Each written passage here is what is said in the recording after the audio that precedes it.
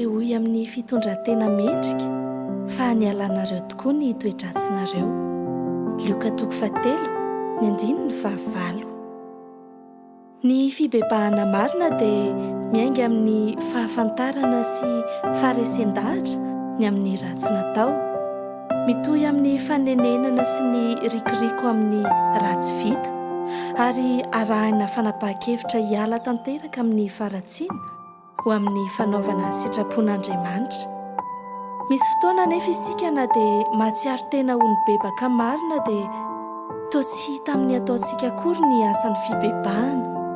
Misy fotoana ihany koa ireo olona manodidina antsika izay noheverina fa efa nibebaka indray no toa mandiso fanantenana ny fitondran-tenany.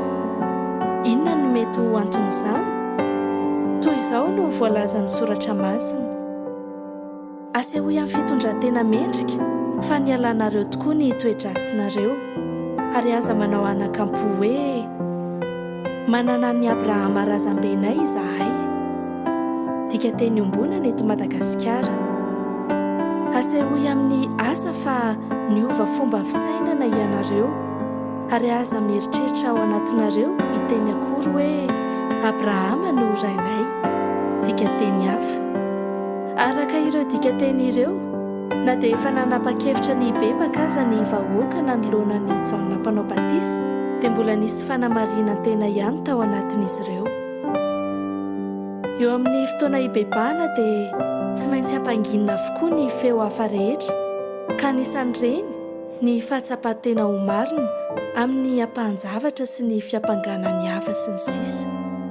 Andeha hianatra tanteraka eo anatrehan'izy Andriamanitra izay hanomanana ny marina isika, ka manaiky ny hotariany sy ho avaozany, ary hianatra ihany koa eo anoloan'ny hafa ka tsy hanamary-tena. Andriamanitra, taminao dia taminao ihany no nanotako, ary izay ratsy eo masonao no